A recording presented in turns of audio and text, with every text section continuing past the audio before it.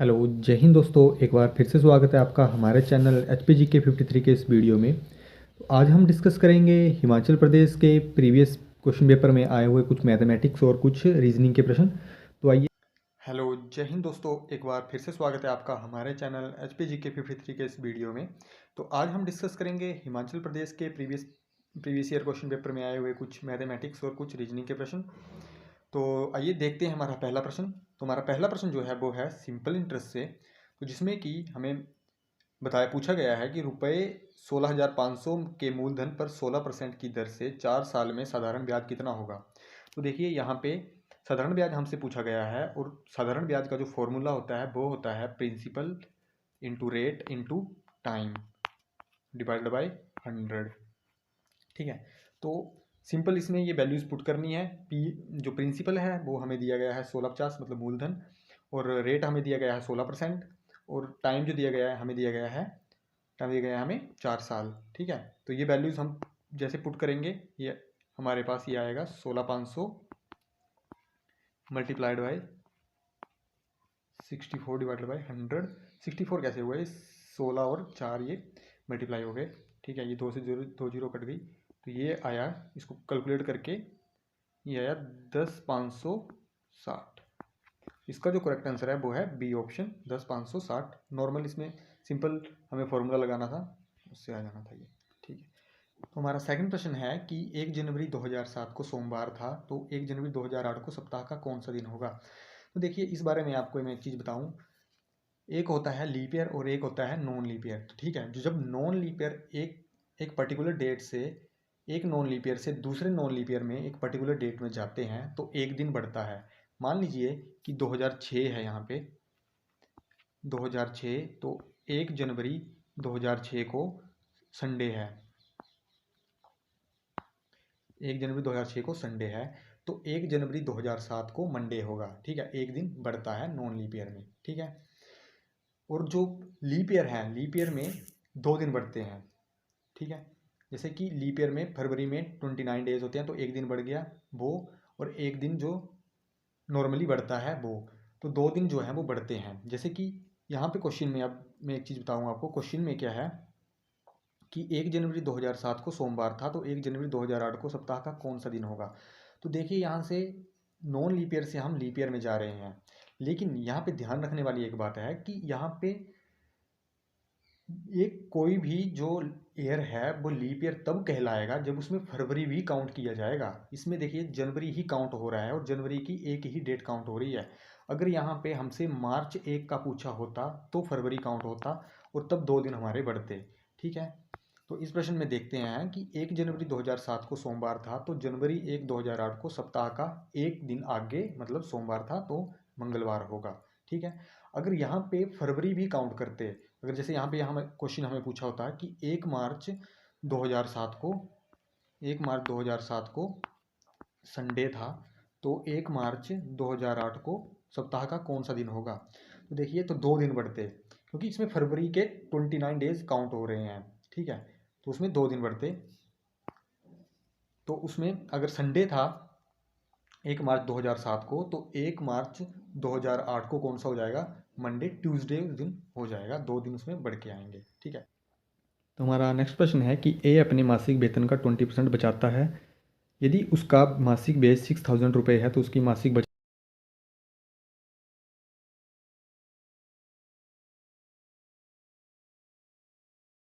अगर इनकम किसी की 100 है, उस पर्सन की अगर इनकम 100 है तो सेविंग वो 20% कर रहा है, और 80% उसका एक्सपेंडिचर आया, और उसका मासिक बेस 6,000 दिया गया है। मतलब इस 80 की वैल्यू जो है हमें 6,000 दी गई है, और उसकी मासिक बचत है, मासिक बचत निकालनी है।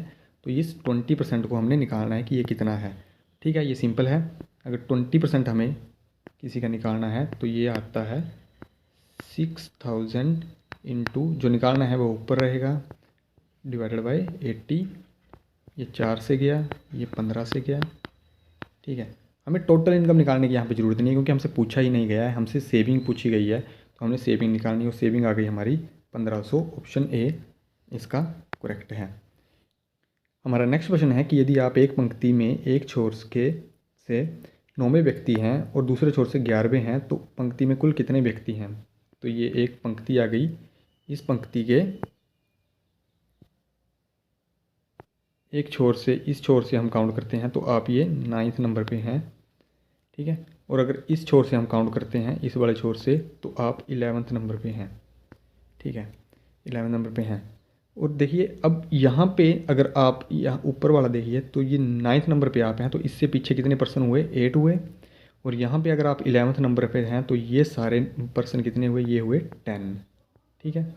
ये 8 हुए, ये 10 हुए, ये सारे आ गए 18 और प्लस एक जो आप खुद हैं वो भी काउंट होगा। ये 19 पर्सन जो हैं वो उस पंक्ति में टोटल हैं।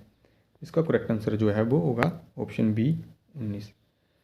नेक्स्ट प्रश्न है कि एक चुनाव में 2 उम्मीदवारों ने भाग लिया, उनमें एक को 60% मत डाले गए और वह 1600 मतों से जीत गया। तदनुसार डाले गए कुल मतों की संख्या कितनी है? तो हम देखते हैं कि एक चुनाव है, उसमें कोई भी चुनाव होता है उसमें 100% डाले गए। अगर वैलिड वोट हैं तो 100% हमने मान लिए, ठीक है, कि सबने उसमें जो भी गांव के व्यक्ति थे उसमें उन्होंने सबने वोट डाला हुआ है। तो एक पर्सन को उसमें मिल गए 60% मत, तो दूसरे को कितने मिले होंगे? 40%, ठीक है। और अब इन दोनों का डिफरेंस जो होगा ना, उसी डिफरेंस से ये पर्सन जीतता होगा, ठीक है। इसको 40% मिले, इसको 60%, और इन दोनों का डिफरेंस जो होगा उससे ये पर्सन जीत गया होगा। तो डिफरेंस कितना है यहाँ पे? ये है 20% का डिफरेंस। इतने वोटों से वो जीत गया होगा, ठीक है। तो यहाँ पे हमें दिया गया है कि 1600 मतों से, तो इस 20% का हमें दिया गया है 1600 मत हमें दिए गए हैं। 20% का मान जो है वो 1600 है। तो कुल मतों की संख्या, तो हमें 100 की वैल्यू निकालनी है। तो बस जैसे हमने पिछली बार किया था, 1600 हमें दिया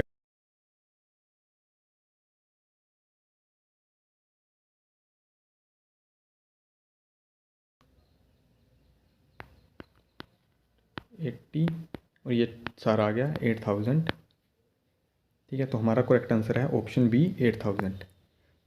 कुल मतों की संख्या थी 8000। कि बड़ी सुई और छोटी सुई के बीच कितने अंश का कोण बनेगा? देखिए, तो इसके लिए एक कॉमन जो है वो एक फॉर्मूला होता है जिससे कि आप सभी का मान यहाँ से निकाल सकते हैं, चाहे कोई भी आपको किसी कैसा भी प्रश्न दिया गया हो। इसका जो फॉर्मूला है वो है 11/2 मिनट माइनस 30 आर। बस यहाँ पे आपको वैल्यूज़ यहाँ की ये पुट करनी है और आपको आंसर पता चल जाएगा। तो हम देखते हैं 11/2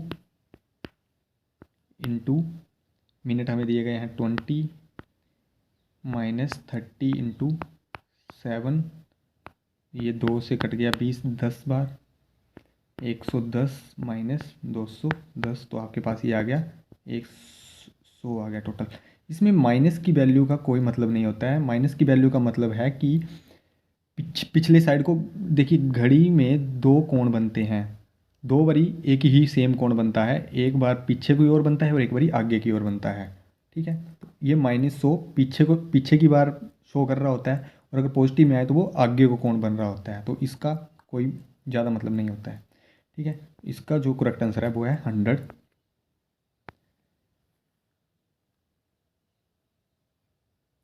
नेक्स्ट क्वेश्चन है कि ए किसी कार्य को 20 दिनों में कर सकता है और बी अकेले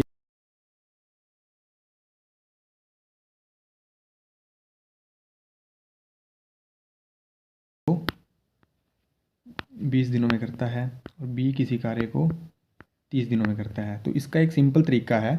सबसे पहले आपको इनका ले लेना है एलसीएम। एलसीएम आ गया 60 और इनकी एफिशिएंसी आ जाएगी। अब एफिशिएंसी कितनी आ गई इसकी? 20 से 60 कितनी बार गया? 3 बार, और 30 से 60 2 बार, ठीक है। इनकी 1 डे की एफिशिएंसी ये है 3 और 2 आ गई, ठीक है। तो दोनों एक, अब काम देखिए, काम आधा कार्य बताया गया है। ये टोटल कार्य जो है वो 60 यूनिट है, तो आधा कार्य कितना हो गया? 30 और 30 हो गया। और एक दोनों एक साथ कार्य शुरू करते हैं, ठीक है।